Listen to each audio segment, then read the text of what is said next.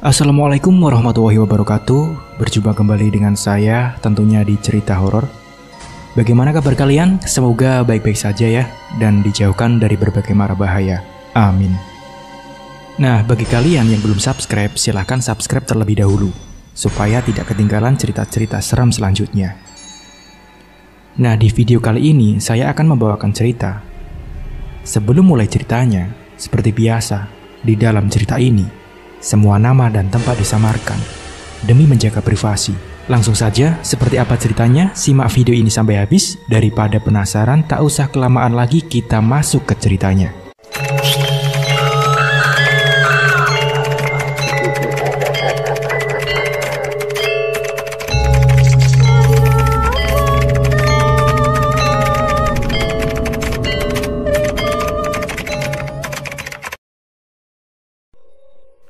Kisah seorang pemuja Nyi Ratu Blorong, legenda pesugihan di pantai selatan Pulau Jawa. Legenda pesugihan dari laut selatan Pulau Jawa yang selama ini dianggap dongeng sebelum tidur oleh sebagian orang. Nyi Ratu Blorong, sosok siluman ratu ular sebagai simbol kekayaan. Sejauh ini, sang ratu hanya dianggap mitos yang sangat kental dengan dunia mistis. Faktanya ia ada dengan jati dirinya yang tak kasat mata dan tetap setia sampai detik ini dengan para sekutunya. Inilah kenyataan yang ada dan tak disadari sepenuhnya oleh manusia di kehidupan masyarakat milenial. Sebenarnya, para pengikut sang ratu sebagian kecil masih tetap ada di sekeliling lingkungan kita tanpa ada yang tahu.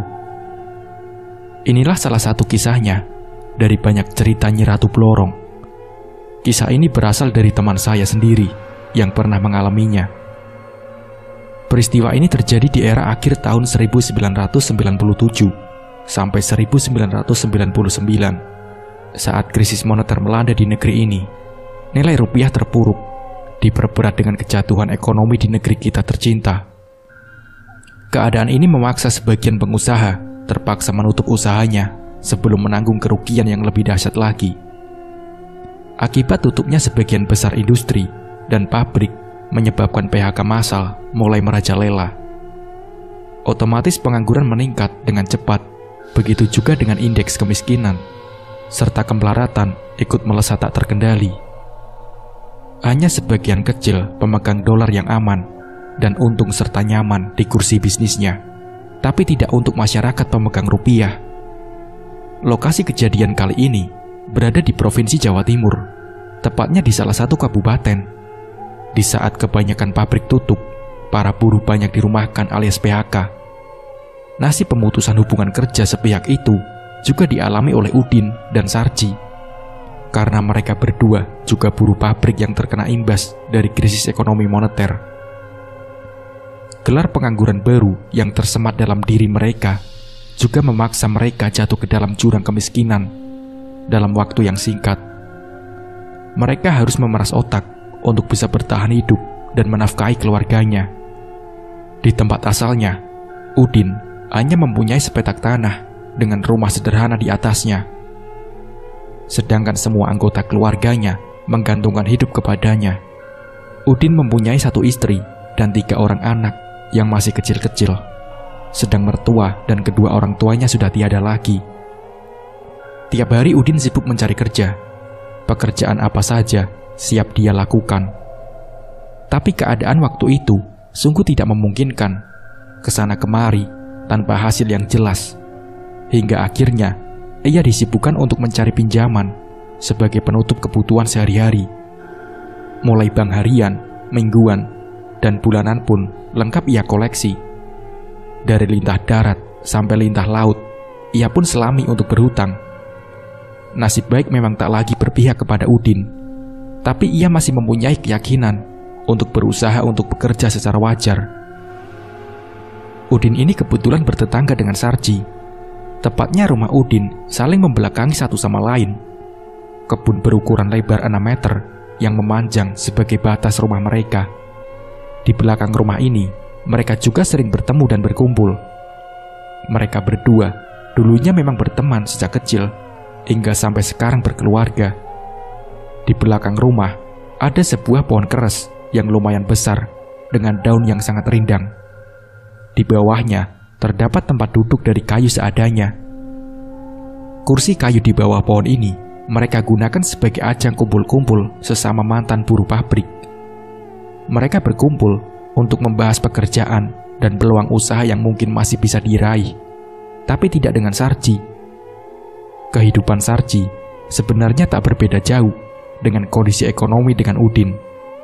Mentalitas Sarji setelah terkena PHK besar-besaran malah turun drastis, mulai bermalas-malasan, suka berfoya-foya, dan mengandalkan harta dari orang tua. Sarji seakan lupa dengan tanggung jawabnya sebagai seorang kepala keluarga. Dia terus melakukan kebiasaan buruk itu tanpa memikirkan masa depannya. Tapi keadaan itu tidak berlangsung lama. Seketika harta kedua orang tuanya mulai menipis, semua berubah. Uang pensiun kedua orang tuanya lama-kelamaan juga tak mampu menyokong gaya hidup Sarji. Sampai akhirnya hartanya habis juga.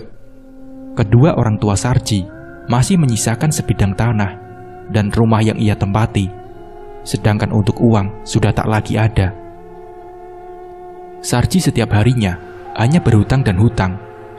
Semakin lama, hutang Sarji semakin menumpuk, melebihi hutang Udin. Setiap hari, kegiatan Sarji hanya main ke warung, makan, rokok, kopi, dan mencatatkan hutang-hutang. Sedang istrinya di rumah belum dikaruniai buah hati, juga berpangku tangan. Selain ke warung, Sarji juga hobi berjudi togel. Dari kebiasaan inilah, pundi-pundi kemelaratan mulai bertambah parah kepada keluarga Sarji. Kehidupan Sarji semakin hari semakin melarat. Hidup tidak tenang karena terus dikejar hutang dan hutang. Dia sudah tidak bisa berpikir lagi apa yang harus dilakukan untuk keluar dari kubangan hutang. Semakin hari, hutang semakin menumpuk karena bunga-bunganya. Desember 1997, di siang hari yang sangat terik, Udin dan Sarji sedang duduk-duduk di warung langganannya, sekedar mencari hiburan. Saat mereka sedang asik mengobrol tak karuan, sebuah mobil kinclong datang dan parkir di depan warung. Udin terus memperhatikan mobil tersebut. Tak lama kemudian, keluar seorang pria yang wajahnya tidak asing di mata Udin dan Sarji. Pria itu berjalan menuju warung dan langsung menghampiri mereka. Sekian detik, ia mengamati wajah sosok yang baru datang, dan ternyata adalah temannya satu pabrik dulu. Sebut saja namanya Ronald, kawan akrab di pabrik yang berasal dari kota sebelah. Saat itu, warung lagi sepi pengunjungnya dan hanya ada mereka bertiga. Maklum, jam segitu waktunya orang bekerja, bukan malah bermalas-malasan. Udin mempersilahkan Ronald untuk duduk bergabung. Berkumpullah tiga teman akrab yang sekian lama tidak ketemu. "Oi, dari mana kamu, Nal?" "Tak kira siapa?" tanya Udin penasaran. "Dari hotel, mau cari kopi di sini, Din," jawab Ronald dengan senyuman tipis. "Gaya kamu kayak orang paling tajir sekarang, Nal," celetuk Sarji. "Loh, belum tahu. Biasa, Ji, orang kaya," jawab Ronald sambil menggoda Sarji. Obrolan santai dan akrab terus berlanjut. Semakin lama semakin seru. Satu persatu saling cerita tentang kehidupan masing-masing, lengkap dengan masalah yang dihadapi. Bumbu hidup satu dengan yang lain memang beda, tapi permasalahan Udin dan Sarji hampir sama. Mereka berdua berkeluh kesah akan keadaannya sekarang kepada Ronald. Tapi Ronald belum merespon keluh kesahnya, karena masih asik mengobrol tentang nostalgia mereka selama ini. Selain itu, Ronald yang sekarang sudah berubah drastis, banyak pikiran yang harus dicurahkan untuk urusan bisnisnya. Sekian lama mereka bicara, ngelantur ke sana kemari, dan berkhayal tidak jelas. Akhirnya, Ronald mulai iba kepada mereka berdua, dan memulai pembicaraan serius. Kalian mau hutang kalian lunas, dan bisa kaya kayak aku?" tawa Ronald dengan tatapan matanya yang tajam kepada Sarji dan Udin. "Jangan ngelantur, Nal. Kau ini kaya kan karena harta dari orang tua kamu kan?" bantah Sarji dengan sedikit mengejek. "Enggak, goblok. Aku bisa seperti ini karena kerja keras dan banting tulang. Tapi ada juga yang bantu, dukun andalanku, tegas Ronald. Kok bisa, Nal? Lah, dukunnya juga kaya. Ejek Udin yang tak mempercayai perkataan Ronald dengan senyumnya yang sinis. Matamu, Din. Beneran aku ini, bentak Ronald, tapi kemudian tersenyum. Ayo, Nal, aku juga pengen kayak kamu. Gak usah dihiraukan orang satu itu, sahut Sarji serius yang mulai tertarik dengan ajakan Ronald. Ya udah, besok jam 10 pagi kita kumpul di sini. Aku yang jemput. Gimana? Ajak Ronald dengan nada serius. Kamu ikut gak, Din? Tawar Sarji, serta kepalanya menoleh dengan wajah serius kepada Udin. Seketika itu juga, tatapan mata semua tertuju kepada Udin. Karena dari awal, ia ogah-ogahan dan meremehkan Ronald. Udin hanya terdiam dan terpaku mendengar Ronald dan Sarji.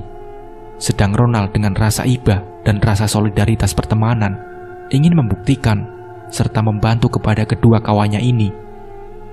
Ikut sana, Din, biar kamu bisa bayar hutang, sahut ibu pemilik warung dari belakang meja.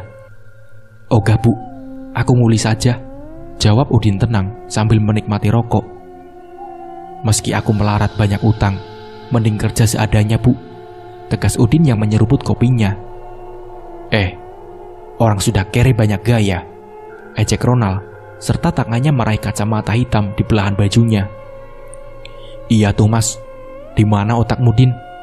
Diajak bisnis sama temannya yang sukses, malah ngejek, timpal ibu pemilik warung dengan sedikit sewot. Sudahlah, Din, ayo kita rubah nasib kita. Kalau tidak kita yang merubah, siapa lagi? Paksa Sarji serius. Ya mau saja, Ji, tapi kalau ke dukun, lebih baik aku nggak ikut. Paling Ronald juga bohong, Ci, jawab Udin tetap kekeh pada pendiriannya.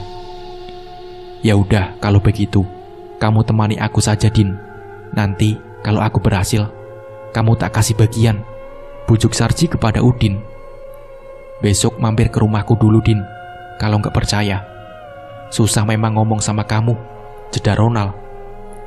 Oke, tapi aku ikut, tapi hanya menemani Sarji saja. Maksa amat kalian, jawab Udin yang sudah tak tahan karena paksaan dan tekanan di warung. Lah gitu dong, Din, kamu kan teman sejatiku, sahut Sarji mulai bahagia serta tangannya menepuk pundak Udin beberapa kali. Obrolan tiga teman lama masih terus berlanjut hingga sore hari. Mereka makan siang bersama di warung itu. Semua makanan, minuman, rokok, kopi, kue, gorengan, dan apapun yang mereka nikmati di warung itu dibayar oleh Ronald.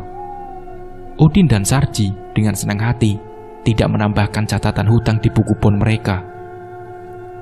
Saat matahari mulai menyingsing, mereka beranjak pulang dan menyisihkan janji esok hari. Ronald langsung pulang kembali ke hotel tempat ia menginap, sementara kedua temannya pulang ke rumah masing-masing. Sarji pulang dengan membawa harapan besar untuk esok hari. Tapi Udin sebagai sahabat setia hanya perasaan dongkol terbawa sampai ke rumah, karena ia harus ikut berangkat menemani kawan sejatinya. Esok hari yang sangat ditunggu Sarji telah tiba. Jam 10 tepat. Setelah mendapatkan izin dari keluarga masing-masing tadi malam, mereka berangkat dengan membawa bekal seadanya. Langkah Sarji dengan semangat pergi ke warung sesuai janji Ronald kemarin. Sedangkan Udin langkahnya gontai saat menemani Sarji di sisinya. Beberapa saat Sarji dan Udin sudah menunggu di warung, tapi Ronald belum kelihatan. Hari beranjak siang, panas mulai terasa. Kegelisahan terpancar jelas di wajah mereka berdua. Sarji terus melihat ke arah jalan di luar warung, hingga haus pun tak terbendung. Bu, es teh 2 ya, pesan Sarji. Utang lagi, Mas, sahut ibu pemilik warung. Tenang, kali ini saya bayar, Bu. Kan teman saya bos, jawab Sarji. Alah, Mas yang bos itu teman Mas, bukan Mas Sarji, jawabnya sinis. Iya, Bu, bentar lagi Sarji jadi bos di daerah sini, terang Sarji berusaha membanggakan diri. Sejenak, mereka menikmati es teh manis dalam gelas kaca besar sambil menunggu Ronald tiba. Segar dan nikmat rasanya, panas terik disuguhi dengan es teh manis. Udin yang dari awal kurang setuju, masih terus menggerutu, meragukan perkataan Ronald kemarin. Tapi tidak dengan Sarji, yang sudah 100% percaya dengan janji Ronald. Sudahlah Din, kamu ikut saja. Jangan menggerutu terus. 2 gelas besar kosong mereka taruh di atas meja. Minuman sudah habis. Nampak di kejauhan, mobil MPV hitam dari arah jalan besar masuk ke parkiran warung sederhana. Sarji nampak senang karena ia tahu mobil itu kepunyaan Ronald. Putaran roda ban mobil Ronald berhenti tepat di samping warung. Ronald dengan semangat turun dari kendaraannya. "Ayo Ji, kita langsung berangkat saja sekarang," kata Ronald yang tetap berdiri di samping mobilnya.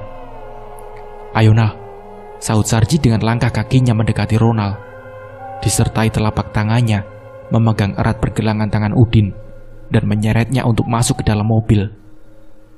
Suara pintu mobil mulai tertutup dan ditarik dari dalam. Mereka bertiga masuk ke mobil dan Ronald pun langsung bergegas menjalankan mobilnya ke jalan raya kembali. Sarji duduk di samping Ronald di depan, sedangkan Udin duduk di kursi tengah sendirian. Saat mulai perjalanan, Ronald membuka perbincangan di dalam mobilnya. "Ji, kita jadi mampir ke rumahku dulu ya," pinta Ronald. "Terus kapan kita ke dukunya, Nal?" jawab Sarji. "Nanti habis dari rumah kita ke Mbah Dukun. Aku mau jenguk istri dulu, Ji. Soalnya sudah lama aku nggak pulang. Sekalian Udin sama aku biar tahu kalau aku di rumah sudah kaya," jelas Ronald. "Ya sudah, terserah kamu saja, Nal," sahut Udin yang duduk di belakang Sarji. "Iya Nal, nggak apa-apa," jawab Sarji. Mobil tetap dikemudikan Sarji menuju rumahnya ke arah barat provinsi. Perjalanan ditempuh sekitar 5 jam dari warung tadi. Mereka pun harus sesekali berhenti untuk sekedar ngopi. Setelah beberapa lama penantian di perjalanan, tibalah rombongan bertiga di rumah Ronald yang besar dan mewah. "Ayo turun dulu, kita mandi dan makan dulu," ajak Ronald. "Iya Nal," jawab Sarji. Udin masih duduk terdiam, berdecak kagum melihat rumah Ronald yang besar dan mewah dari dalam mobil. Sarji yang mengetahui hal ini langsung mengajaknya keluar. "Ayo Din, jangan melamun saja," kata Sarji. Iya Ji," jawab singkat terbata-batanya Udin. Setelah semua berdiri di teras, sejenak mereka bertiga memandangi rumah mewah sambil menggerakkan kepala serta bagian tubuh yang kaku. "Gimana Din, sudah percaya?" kata Ronald. Iya Nal," jawab Udin kesal dan malu karena meragukan perkataan Ronald dari kemarin. Mereka mulai berjalan memasuki rumah bergaya modern bercat putih 2 lantai dengan garasi mobil yang cukup besar di sebelah kanan. Pandangan Udin dan Sarji tak henti-hentinya melihat dengan seksama tiap sudut rumah mewah Ronald dan sekelilingnya. Mereka sangat takjub dengan pencapaian temannya dalam waktu yang singkat, hingga mereka hanya bisa berdiri dan terdiam menikmati kemewahan rumah Ronald. Ronald tetap masuk ke dalam rumahnya dan meninggalkan kedua temannya yang tetap berdiri. Beberapa saat kemudian, Ronald kembali, tapi ia mendapati kedua temannya masih di luar. Dengan perasaan agak gusar, ia mendekati Sarji dan Udin. "Ayo, masuk dulu Ji, Din. Kayak orang kampung saja kamu. Baru lihat rumah mewah, wajah pada kelihatan begoknya," kata Ronald, dan langsung menarik kedua tangan temannya masuk ke rumahnya. Sarji dan Udin dipersilakan duduk langsung di ruang tamu Ronald yang mewah. Beberapa saat kemudian, pembantu Ronald datang menghampiri. Pembantu Ronald membawakan minuman dingin serta makanan ringan. Sarji terlihat sangat semangat untuk mengikuti jejak Ronald setelah melihat keberhasilan Ronald. Tapi Udin hanya rasa malu akan keluh kesahnya tadi pagi saat mulai memakan hidangan. "Gimana Din, percaya nggak sama aku?" tanya Ronald. "Iya Nal, aku percaya," jawabnya Udin yang datar. "Hebat kamu Nal, sudah bisa sekaya ini. Ngomong-ngomong, istri kamu kemana?" tanya Sarji. Lagi keluar, biasa Ci. Sosialita zaman sekarang. Jawab bahagia Ronald. Sekarang kalian mandi dulu. Habis itu kita langsung pergi, pinta Ronald. Iya Nal, jawab Sarji dan Udin bergantian. Setelah mendapat perintah dari Ronald, Sarji lebih dahulu pergi ke kamar mandi. Melihat Udin yang masih santai, Ronald menatap kepada Udin. Din, mandi sekalian sana. Rumah besar ini ada 3 kamar mandi di tengah, perintah Ronald. Oh, kirain cuma 1 Nal, jawab Udin yang lugu. Rumah orang kaya ini Din, cepetan mandi sana, kata Ronald lagi. Nal, rumahmu di dalam kok bau amis banget sih. Habis masak apa? Tanya Udin. Alah, gak usah dicium Din, cepetan mandi dulu. Bawel amat kamu Din jadi orang, kata Ronald. Udin akhirnya menuruti perintah Ronald, dengan cepat berjalan menuju ruang tengah untuk mandi. Ronald menunggu sambil menikmati minuman di ruang tamu. Beberapa saat kemudian, mereka berdua nampak sudah selesai mandi dan kembali lagi ke ruang tamu Ronald. Gimana? Sudah siap semua? Tanya Ronald. Sudah Nal, ayo cepetan, jawab Sarji. Ronald berjalan menuju garasi mobilnya yang besar. Kedua temannya ikut masuk ke garasi. Ada 5 mobil mewah yang berada dalam garasi Ronald. Kedua temannya ini hanya mengamati dan diam tertegun. Beberapa kali Ronald mondar-mandir mengelilingi mobil-mobilnya, sampai akhirnya ia memilih mobil SUV mewahnya. Ia tahu karena medan yang akan ia lalui cukup berat. Dia harus menyesuaikan mobil yang akan dipakai dengan medan yang akan dilalui. Sore itu, mereka bertiga langsung pergi dengan mobil Ronald, mobil off-road mewah yang nyaman. Selama perjalanan, rumah mewah Ronald masih terus terngiang dalam pikiran Sarji. Ia sangat berambisi, ingin cepat sukses seperti Ronald. Sedang sahabat karibnya Udin hanya diam membisu. Dianggapnya Udin malu karena perbuatannya yang meremehkan Ronald dari kemarin. Perjalanan panjang, tanpa tahu tujuan mereka kemana. Intinya, mereka sudah pasrah ikut dengan Ronald. Arah mobil yang ditumpangi mereka bertiga menuju ke selatan Pulau Jawa. Saat di tengah perjalanan, Sarji yang masih penasaran langsung bertanya kepada Ronald. Nal, sebenarnya ini kemana? Kok lama gak sampai-sampai? Tanya Sarji yang duduk di samping kemudi Ronald. Sudah, diam saja kamu. Nanti tahu sendiri, jawab Ronald yang masih serius memegang kemudi mobil. Kok jauh amat Nal? Paling kamu bohong ya? Saut Udin dari bangku tengah mobil, seakan ia tahu pikiran Ronald. Ngawur kamu Din. Aku ini beneran ingin bantu Sarji. Sudah, tidur saja kamu. Nanti kalau sudah sampai, aku bangunkan, jawab ketus Ronald. Mobil terus berjalan sampai menembus kegelapan malam, dari jalan nasional hingga jalan tak beraspal. Beberapa jam, mobil itu melewati jalan sepi di tengah hutan, dan akhirnya mobil Ronald terhenti di sebuah lereng gunung. Tepatnya, gunung itu persis bersebelahan dengan laut selatan. Setelah Ronald membuka HP, ia melihat waktu sudah menunjukkan jam 1 malam. Saat di dalam mobil yang sudah terparkir miring, Ronald membangunkan kedua temannya satu persatu. Bangun, sudah sampai, kata Ronald. Dan ia segera turun terlebih dahulu dari kendaraannya.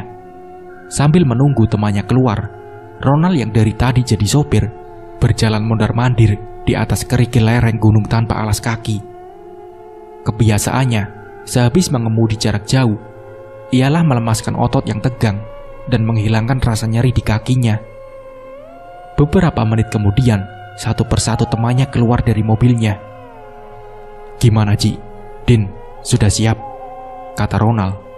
Oke, Nal, ayo berangkat, jawab Sarji penuh semangat. Nal, ini di mana sebenarnya? Tanya Udin penasaran. Sudahlah, ayo cepat ikuti aku. Jangan banyak tanya Din. Mau kaya apa tidak kamu Ji? Bentaknya Ronald kepada Udin serta ajaknya Ronald pada Sarji. Iya mau Nal. Sebentar Nal, jawab Sarji. mereka bertiga yang sudah bersiap dengan memakai jaket tebal mulai jalan. Dari bawah bukit, mereka masuk ke jalan setapak menuju ke atas dengan bantuan cahaya senter kecil di tangan Ronald. Dalam kegelapan malam, mereka tetap berjalan menanjak dengan undakan tanah sedikit berkerikil dan berbatu. Kanan kiri jalan rumput hijau yang basah, mengikuti pemandangan sampai tengah perjalanan. Jalan kaki ini sangat melelahkan karena pada dasarnya Udin dan Sarji tak biasa jalan jauh apalagi menanjak. Selama perjalanan itu, mereka berulang kali berhenti untuk beristirahat. Sekitar 2 jam perjalanan, akhirnya mereka melihat sorotan cahaya kecil dari sebuah bangunan. Mata yang semakin mendekat melihat sebuah pendopo kecil yang terlihat tak terawat. Ronald sebagai pimpinan rombongan itu menambahkan kecepatan jalan kakinya karena tujuannya sudah terlihat. Langkah kaki mereka bertiga terhenti ketika sudah berada tepat di depan pendopo. Udin dan Sarji hanya berdiri terdiam dan saling bertatap mata. Ronald mengamati setiap pojok, atas dan bawah pendopo yang sepi, dan tidak terlihat ada tanda-tanda kemunculan seseorang.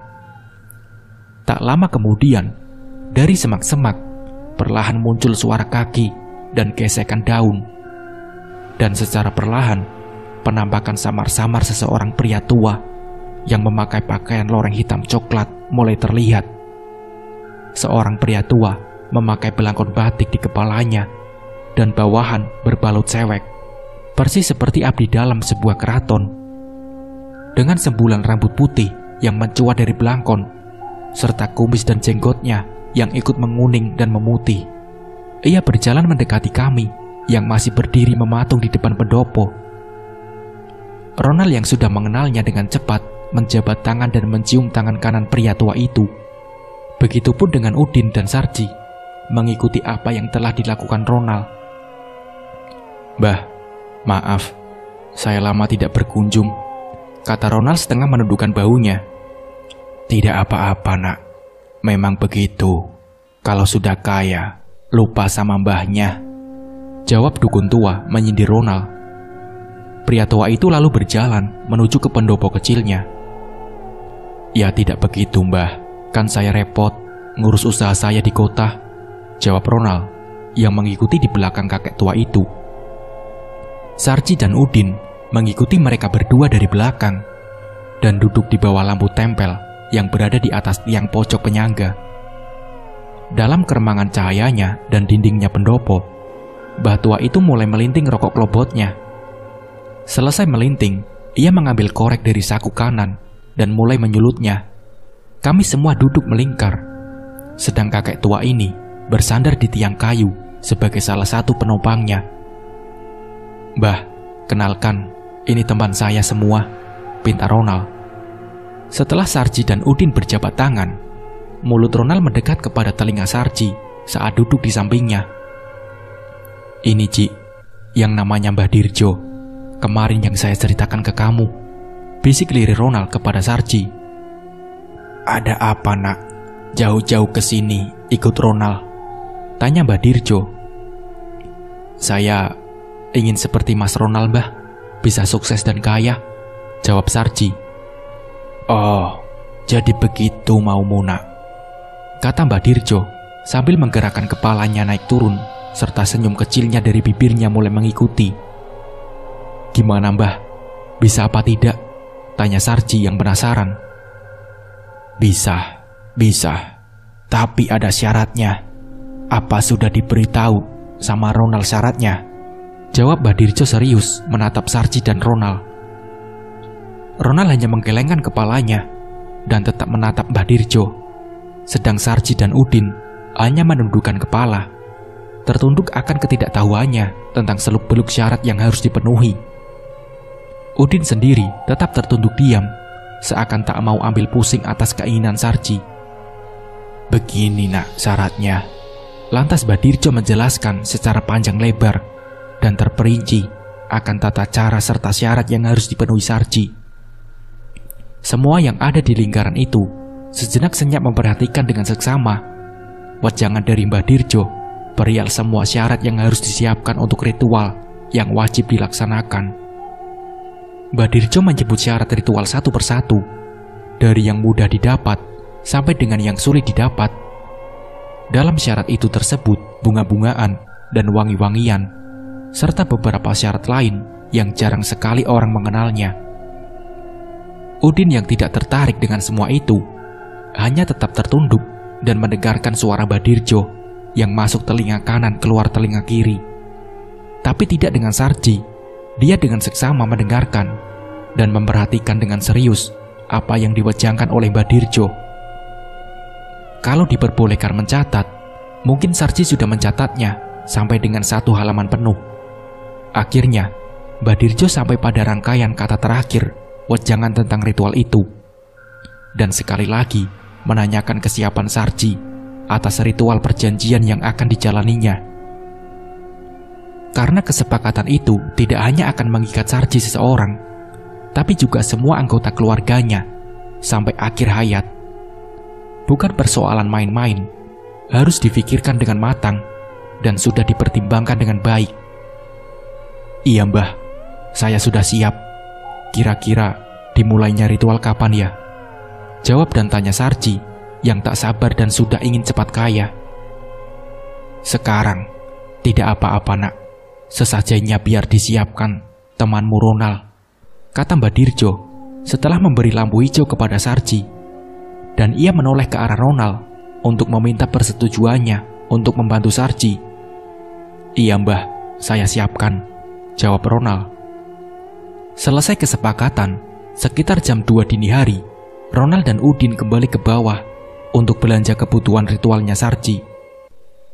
Waktu mau turun ke bawah, Badirjo berpesan, Nal, ritual temanmu Sarji akan memakan waktu lama, jadi bawakan bekalnya sekalian, kata Badirjo.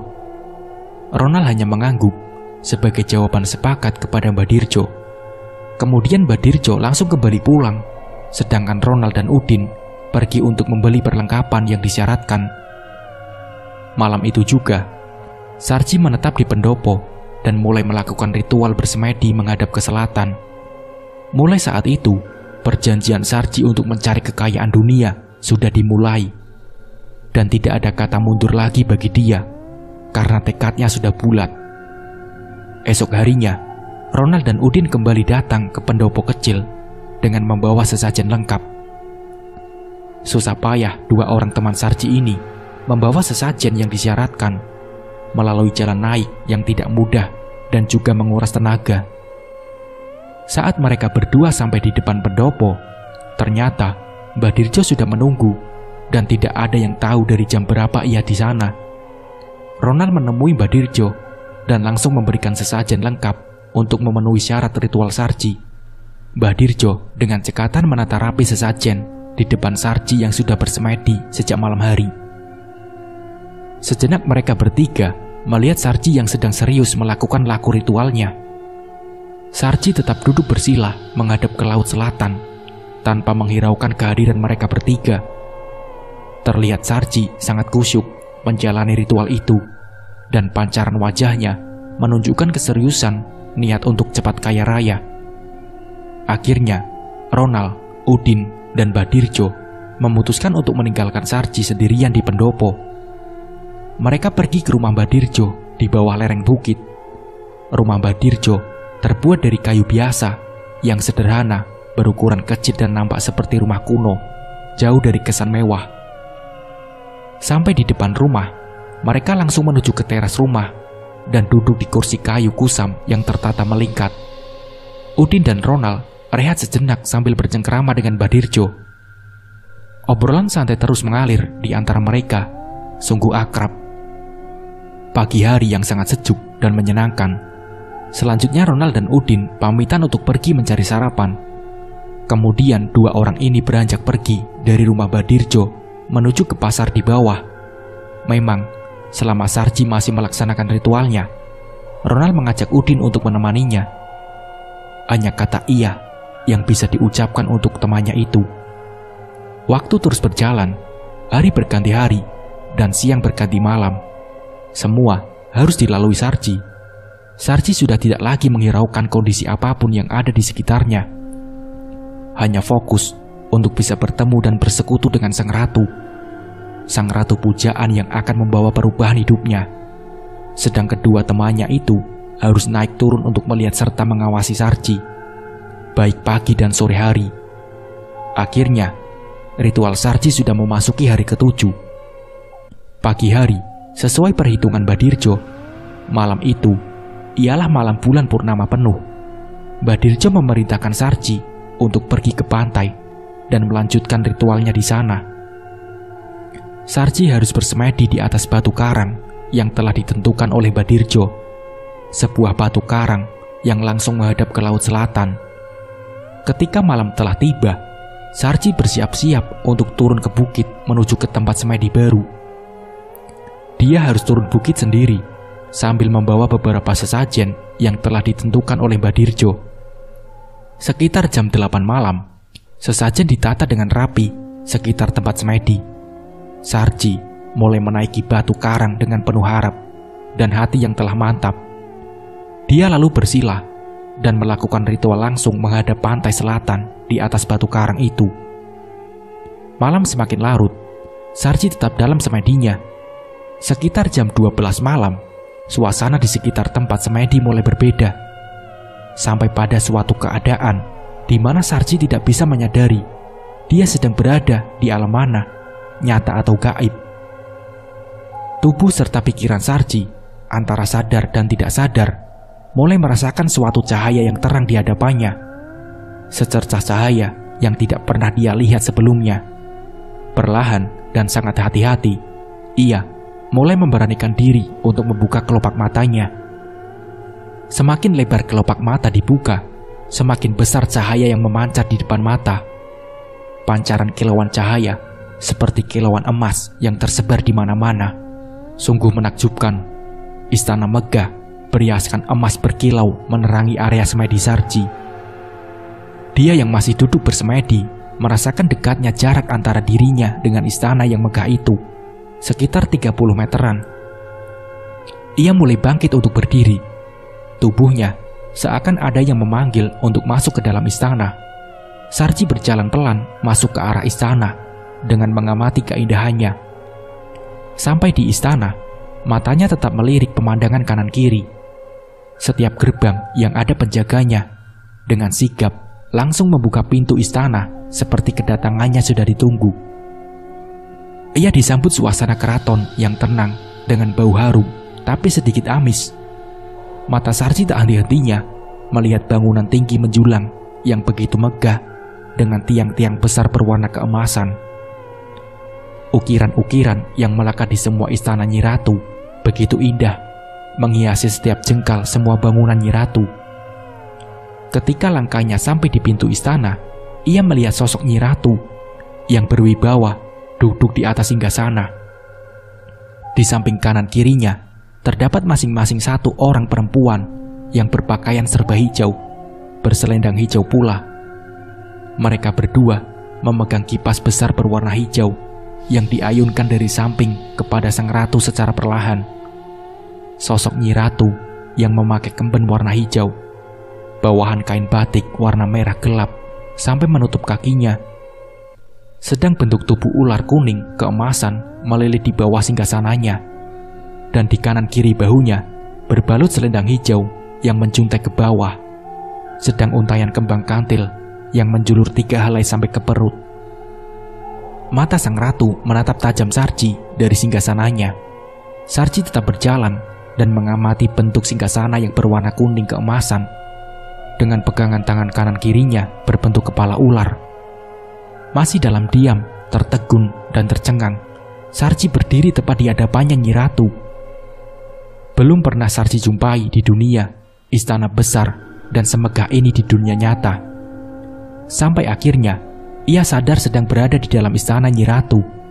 Seketika itu juga Sarji langsung duduk bersimpuh, memelas dengan wajah penuh harap. Dari jarak yang dekat inilah ia benar-benar bisa melihat dengan jelas sosok sang ratu yang selama ini ia cari sesuai petunjuk Badirjo. Dengan mata kepalanya sendiri ia melihat seorang Nyi Ratu dengan paras wajahnya yang sangat cantik jelita, menawan, menggairahkan, dan berkulit cerah seperti gadis yang masih baru berumur 19 tahunan.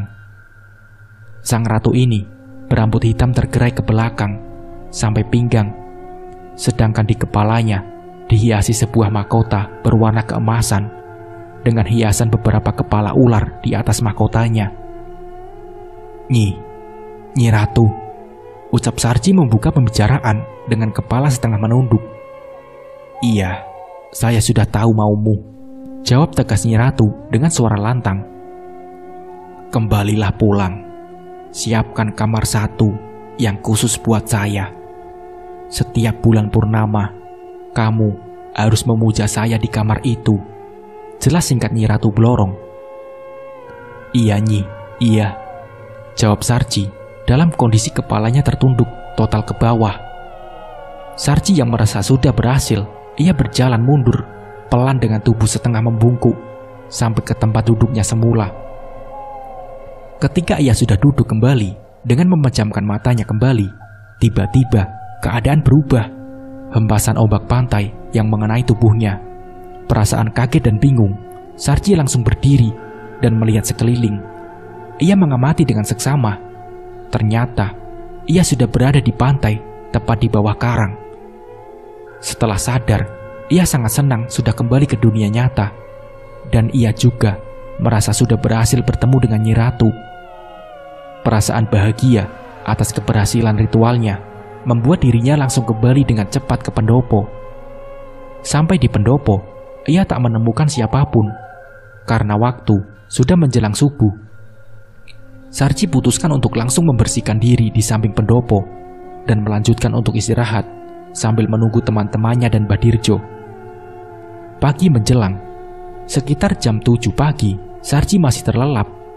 Kedua temannya datang tanpa sepengetahuan Sarji. Sedang Ronald dan Udin hanya menunggui Sarji yang tidur di sampingnya. Tak lama kemudian, Badirjo pun datang dan ikut duduk dengan mereka. Gimana hasilnya? Tanya Badirjo. Tidak tahu Mbah, saya belum mengerti.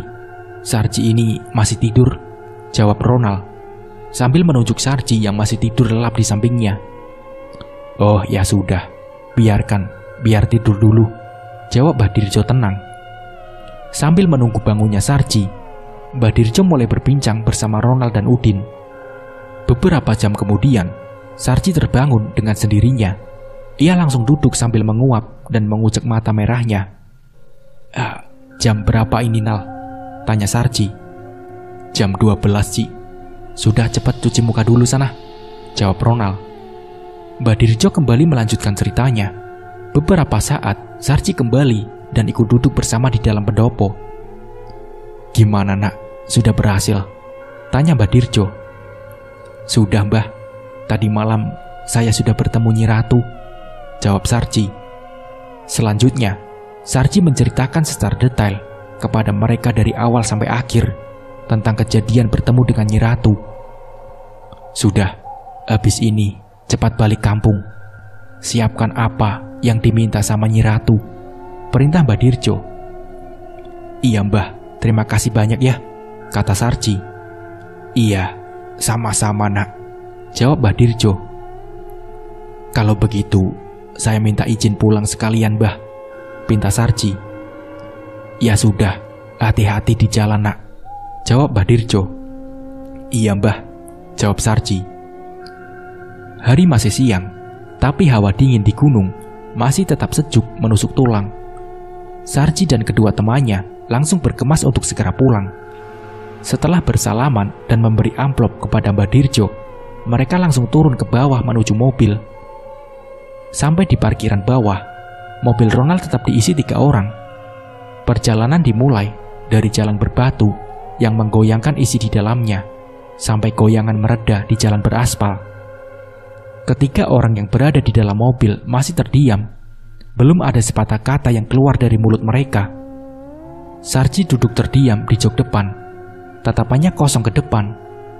Dalam lamunannya, harapan kaya raya dan bahagia Sarji mulai tertanam di otaknya. Tapi kenyataannya waktu itu, Sarji masih miskin. lambat laun dari tempat duduknya yang berada di samping kemudi, ia mulai tersadar akan kondisinya yang terkini. Tatapan matanya mulai berisi.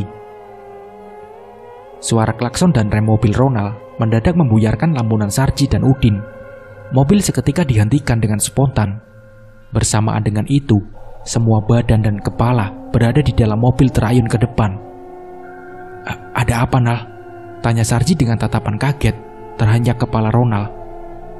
Sedangkan Udin hanya setengah berdiri berjongkok ke depan ikut melihat tanpa berkata apapun. Ada, itu tadi kayak ular besar lewat, jawab Ronald, tetap memandangi jalan beraspal yang sepi tanpa ada makhluk apapun. Lah, mana sekarang ularnya? Tanya Sarji mulai memperhatikan jalan di depannya. Nggak tahu, tadi lewat di depan itu. Jalannya cepat, tapi kok sudah tidak ada ya? Jawab Ronald yang mematung dan tertegun. Selesai kejadian secara tiba-tiba itu, Ronald mulai melajukan kembali mobilnya dengan pelan-pelan di jalan beraspal. Sedangkan Sarji dan Udin kembali duduk dengan tenang. Mereka berdua memikirkan untuk cara membawa uang saat sampai di rumah. Sebab waktu itu, mereka berdua benar-benar tak ada uang sama sekali di kantongnya. Nal, saya boleh pinjam uangnya? Tanya Sarji. Buat apa, Ji? Jawab Ronald. Buat makan, Nal. Minggu kemarin tepatnya, mau berangkat, saya pamit ke istriku mau kerja di tempatmu. Jelas Sarji dengan memelas. Terus, ucap Ronald yang masih tegang karena habis melihat sosok ular yang tiba-tiba menghilang. Iya, masa aku pamitnya kerja di tempatmu? Selama 1 minggu, pulang tidak bawa uang, Nal, jawab Sarji. Ronald masih diam dan tetap mengemudikan mobilnya. Ia tidak langsung memutuskan untuk memberi pinjaman. Dalam diamnya masih berpikir antara memberi pinjaman atau tidak. Setelah beberapa menit, ia menoleh ke arah Sarji di sampingnya sambil mengemudi. Butuh berapa kamu, Ji? Tanya Ronald. Ya kalau bisa yang banyak, Nal. Masalahnya mau buat makan, bayar hutang, terus yang paling penting untuk mempersiapkan kamar sama perlengkapannya Kanjeng Ratu, tegas Sarji lirih. Udin di belakang hanya tiduran tak menanggapi serius pembicaraan mereka berdua. Hanya deru mobil yang terdengar jelas di telinganya, sedangkan matanya hanya memandangi dedaunan. 20 juta cukup, Ji, ucap Ronald tanpa banyak curiga kepada Sarji. Iya, Nal, cukup, jawab Sarji dengan senyum lebar. Aku juga mau kalau dipinjami uang. Aku kemarin pamitnya ke ibu anak-anak kerja di tempatmu juga, Nal, saut Udin dari kursi belakang Ronald. Kamu ini, Din, ikutan saja. Apalagi kalau pembahasan hutang piutang, mau langsung cair langsung ikut. Kalau diajak berguru nggak mau, jawab Ronald dengan ketus. Ya tidak boleh, Din. Ini Sarji sudah jelas pembayarannya. Lah kalau kamu gimana? Masalahnya kamu tidak ikut berguru kepada Mbak Dirjo, terang Ronald dengan jelas. Ya jelas, Nal. Pasti aku bayar, Nal, besok lusa kalau sudah punya uang, jawab Udin dengan keyakinannya. Tidak bisa, Din. Masalahnya Sarji ini pinjam uang karena sudah satu perguruan sama saya. Salah kamu sendiri tidak ikut berguru, tegas Ronald. Anjing beneran kamu, Nal. Asli pelit kamu, Nal. Lah terus bagaimana nasibku, Nal? Kalau Udin yang sudah jengkel. Ya nggak tahu, Din, jawab Ronald cuek. Sudah gini saja, Nal. Tambahi saja pinjamannya. Aku yang pinjam, yang bayar nanti aku saja. Udin nanti urusanku, jawab Sarji untuk menengahi perdebatan di antara mereka berdua. Oh, begitu, saut Ronald. Iya, ya sudah. Nanti kalau sudah sampai rumahmu saja, uangnya tak kasihkan ke kamu. Aku percaya sama kamu, Ji, jawab Ronald. Sekian jam perjalanan dan sekian kali berhenti untuk melepas lelah. Beberapa jam kemudian, mereka sampai di rumah Sarji pada malam hari. Ronald pun turun dari mobilnya dan berjalan ke belakang mobil. Tangannya dengan cepat langsung mengambil tas ransel yang berisi penuh gepokan uang tunai. Setelah mengambil beberapa gepok, ia berjalan menuju Sarji. yang masih di samping mobil dan memberikan uangnya kepada Sarji. Selesai itu, Ronald langsung pamit ke kota. Rencananya, ia menginap di hotel. Karena pagi hari, Ronald harus belanja dalam jumlah besar untuk menyuplai toko bangunannya dan beberapa toko bangunan di daerahnya. Sarji dan Udin masih berdiri di halaman rumahnya. Sarji sendiri yang habis mendapat pinjaman dari Ronald menepati janjinya kepada Udin. Saat mereka berjalan menuju rumah masing-masing, Sarji langsung memberikan uang pinjaman kepada Udin. Tapi dengan perjanjian Udin yang berhutang kepada Sarji. Setelah itu, mereka pulang ke rumah masing-masing. Pagi yang cerah mewarnai rumah Sarji karena ia telah mendapatkan uang banyak meski pinjaman. Sarji memberikan sebagian uang kepada istrinya dan meminta persetujuan gudangnya dijadikan kamar khusus untuk ritualnya. Dengan berbagai alasan serta bujuk rayunya, akhirnya ia mendapat persetujuan sang istri juga. Selanjutnya, ia beralih menemui kedua orang tuanya yang sedang duduk-duduk di belakang rumah. Dengan basa-basi, sebentar sambil Sarji memberikan uang kepada ayah dan ibunya. Berbagai alasan ia utarakan, Sarji meminta gudangnya digunakan untuk ibadah khususnya karena diperintah sang guru. Sejenak dalam diam, kedua orang tua Sarji berpikir, tapi akhirnya dengan berat hati, orang tuanya menuruti keinginan anak semata wayangnya. Setelah mendapat persetujuan dari semua penghuni rumah, ia pergi ke rumah Udin lewat pintu dapurnya. "Din, Udin," salam Sarji. Mas Sarji, mari masuk," tawar istri Udin. "Mas Udin di mana, Mbak? Saya ada perlu sebentar," tanya Sarji. "Ini Mas Udin masih tidur di depan," jawab istri Udin sambil membersihkan kedua tangannya. "Sebentar Mas, saya bangunkan dulu," jawab istri Udin dengan berjalan ke depan. "Iya, saya tunggu di belakang saja Mbak," sahut Sarji. Beberapa menit kemudian Udin bangun. Ia berjalan ke belakang rumah dengan bekas air yang masih menempel di wajahnya dan menemui Sarji di bawah pohon keres. "Ada apa, Ji? Pagi-pagi sudah cari aku?" tanya Udin yang mulai duduk di samping Sarji.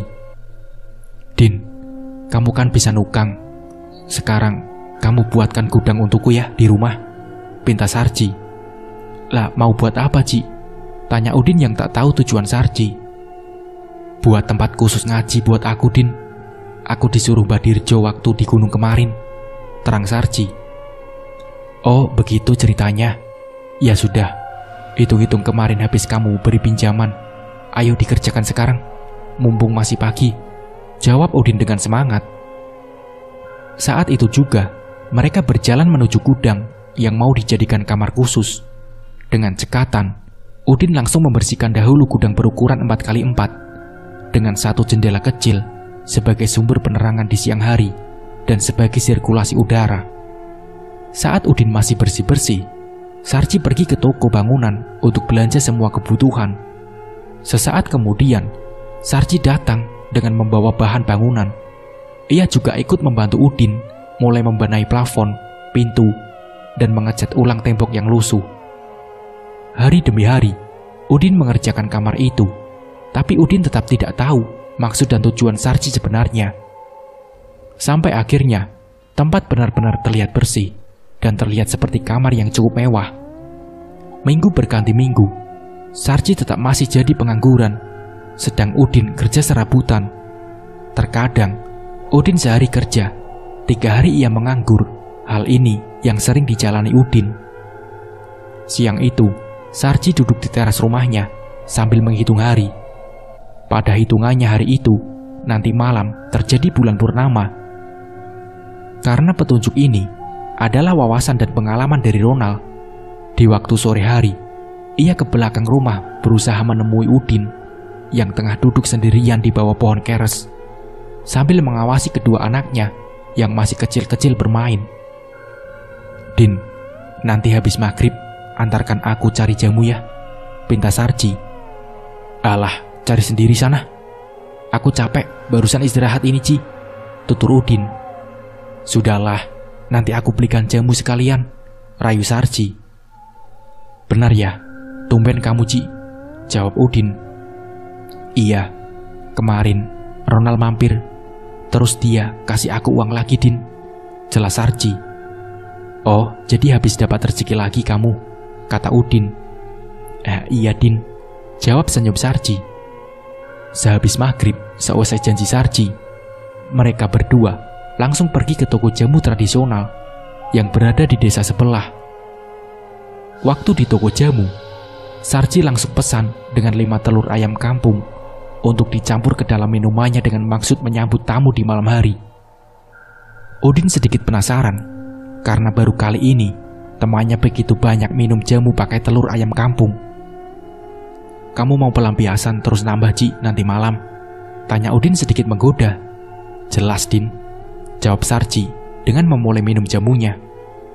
Jangan terlalu sama istrimu sendiri, Ci, kasihan, celetuk Udin.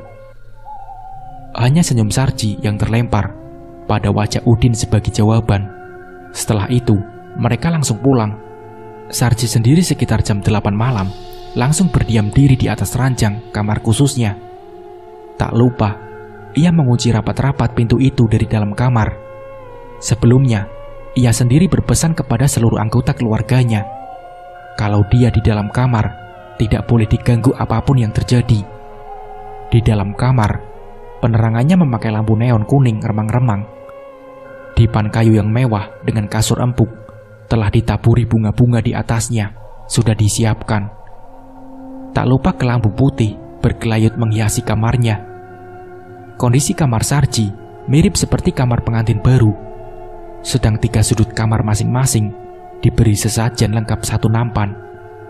Sampai di seluruh penjuru ruangan kamar Sarji dipenuhi bau harum bunga dan dupa khusus. Sarji memulai ritual seperti yang ia lakukan di tempat Mbah Dirjo. Sampai sekitar jam 12 malam, tiba-tiba ada suara dari atap kamarnya. Suara kaki kuda serta lonceng kereta kencana yang berjalan dan berhenti tepat di atap kamar Sarji. Sarji yang mendengar suara itu hanya diam dan terus konsentrasi membaca mantranya. Perasaan Sarji pertama kali ialah sangat takut bercampur bahagia mendengar pertanda itu.